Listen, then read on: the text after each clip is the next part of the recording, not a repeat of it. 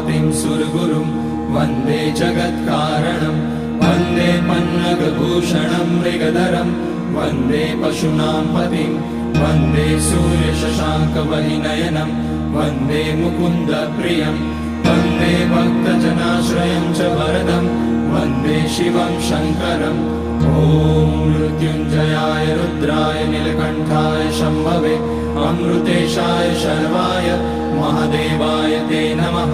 नमस्तेऽस्तु भगवन् विश्वेश्वराय महादेवाय त्र्यम्बकाय त्रिपुरान्तकाय त्रिकाग्निकालाय कालाग्निरुद्राय नीलकण्ठाय मृत्युञ्जयाय सर्वेश्वराय सदाशिवाय श्रीमान् महादेवाय नमः।